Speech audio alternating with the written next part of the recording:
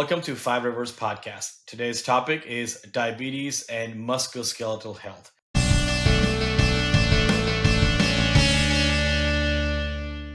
And I am delighted to have Dr. Grant Cooper with us today to discuss this very important topic. There's a lot of confusion, there's a lot of misinformation about this topic. So Dr. Grant Cooper is here to address all of those. Welcome to the show, Dr. Cooper. Thanks for joining us. Yeah, thank you so much for having me. I'm looking forward to our conversation. Perfect. Well, actually, before we get into any of the detailed discussion, would you mind introducing yourself and telling our audience a little bit about you? Sure. So I'm Grant Cooper. I'm a medical doctor in Princeton, New Jersey, and I'm the co-director and co-founder of Princeton Spine and Joint Center. And basically, our focus is on the non-surgical treatment of spine and joint pain and nerve pain. And so, of course, that we see patients of all stripes, and including lots of patients with diabetes, which is just one of the considerations that comes into play when you're treating folks with diabetes. Very good, very good. Thank you, and I'm looking forward to having the discussion. So let's start with the mechanisms, the why things happen. Um, so in your experience, based on what you've seen, why does high blood sugar often lead to muscle issues, musculoskeletal problems?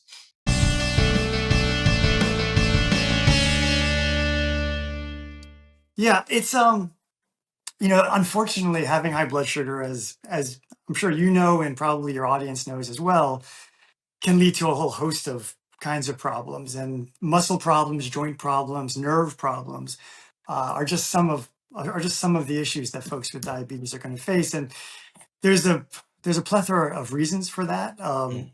A big one is because of the AGEs, the advanced glycation end products. And those are just basically when the excess sugar in the bloodstream binds with fats and proteins and DNA. It can lead to all kinds of problems. It makes it very sticky. In the world of muscle and nerve, it creates a lot of stiffness. It makes bones more stiff, but also more brittle. It affects the nerves. It affects the collagen. And so, it unfortunately hits you at a whole bunch of different places. Mm. What's important to, I think, also recognize in the same breath is that even though diabetes makes a lot of potential musculoskeletal problems more common, it doesn't make them inevitable. It doesn't make them non-treatable. It's just one more consideration along that pathway that we need to think about. But it's still these are still largely solvable kinds of problems. Diabetes doesn't help, but it's not the end all be all either. So if we were to look at from what I've seen, what I've read about, at the end of the day, chronic inflammation is the root cause culprit for a lot of different issues within our body. Some on the surface, some behind the surface, and obviously elevated blood glucose for a longer duration of time can lead to chronic inflammation.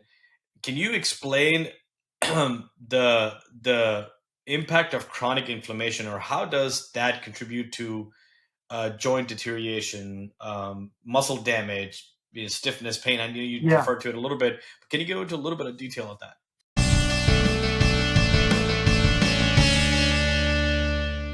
Yeah, I mean, it's a really hot topic because, we're learning more and more about how inflammation is not just about what we're talking about, musculoskeletal, Mm. but also cardiac, pulmonary, infectious. Like, so much of our problems turn out to be from, at least in part, from inflammation. In musculoskeletal, what happens is everyone gets arthritis in their body. By the time someone is 30, 50% of everybody has arthritis in their spine.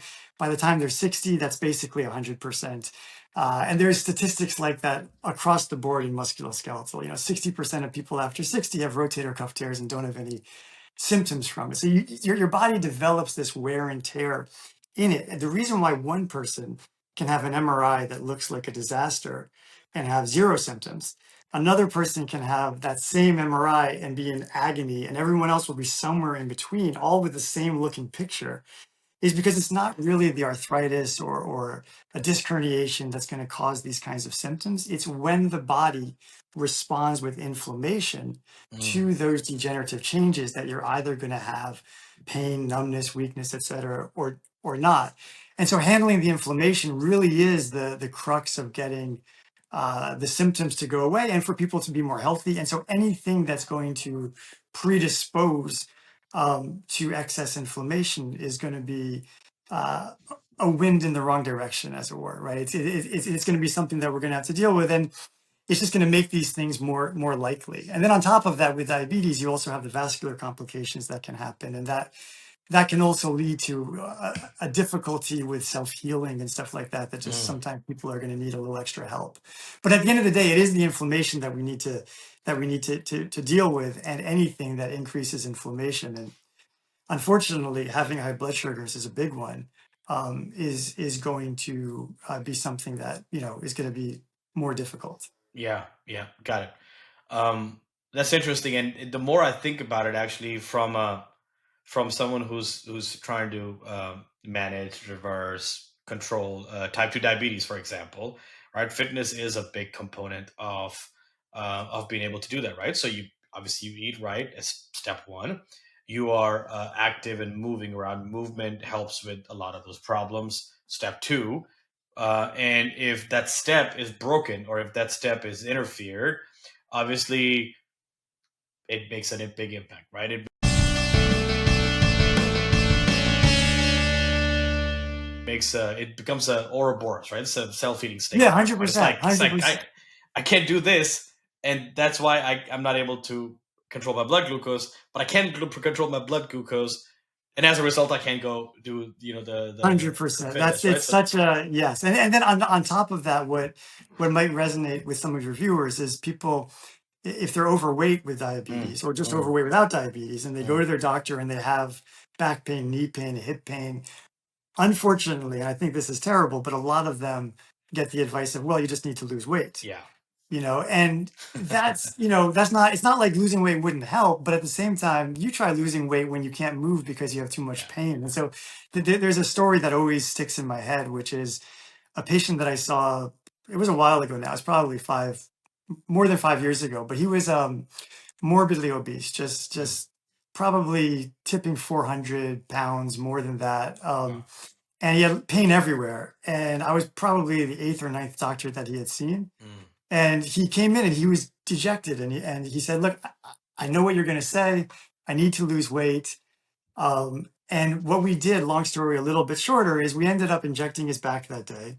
mm, And when I saw him back, which by the way, so when you think about diabetes, just as a quick aside, when you inject when you inject people to try to get them better, a lot of the time we're using steroids, and mm, steroids have not a good effect on blood sugar, right? So there's a balance, but at the same time, you need to look at what's the downside of not doing it too, right? mhm, And you just need to weigh these things together. So for this guy, he'd been going on for years and years, just being shuffled around and not knowing what to do and not being able, feeling like he's trapped inside of his own yeah, body, right? yeah, So he comes back in about 3 weeks, and he was crying, and he was so happy. He had lost, I mean, I couldn't see it, but he had lost like 30 pounds. mm, And I said, what did you do to lose the weight? And he said, all that's changed is that now when I want to change the television channel and the remote control is on the other side of the room, it doesn't hurt so much. So I get up and I go over and and just that little bit of extra movement throughout the day had allowed him to start losing weight. And the other thing that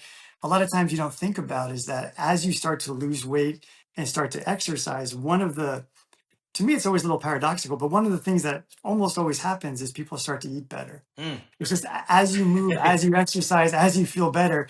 I mean, I always thought you would think of that as more of a license to eat worse because you're doing something good, so you feel like you can, but it's not. And I feel it from my own body too. Like if I'm in a good place of working out, I tend to make healthier choices when I'm eating, Mm, and I think that's basically true across the board. And certainly when you're stuck in your body, everything hurts and you can't move. I think people often will turn to junk food because yeah, it's just you just want to feel something good for a yeah, moment, right? And so you kind of eat your emotions in that. But when you start moving, you start feeling better, and that snowball starts to go in the right direction. You start making better eating choices, which makes it easier to get up and move around, and round it goes. Like you were saying, it can go round and round the wrong way, but it can also go round and round the right way too. And that's a fun part of treating people that have kind of felt stuck in their body and not sure how to break out of it. And sometimes the way to break out of it is simply to break out of it and say, like, we Yeah. need this inflammation to get out of your way Yeah. so you can start getting moving so that things can start rolling in the right direction. Yeah, and it's interesting you say that because a couple side notes, personal stories as well. As you were talking about this patient of yours, kind of spurred a little thing in my head. Um, I've always been active for the most part. Playing sports, coaching my kids' basketball team, soccer team, and all that. So I enjoyed that stuff, and that was my main source of working out and getting staying in as good a shape as I could. But as I got older, I was like, I need a little bit more help, right? So I got to go work out. I got to go do some weight training, some cardio, whatever the case might Right. be. And lo and behold, I did something and I got sciatica.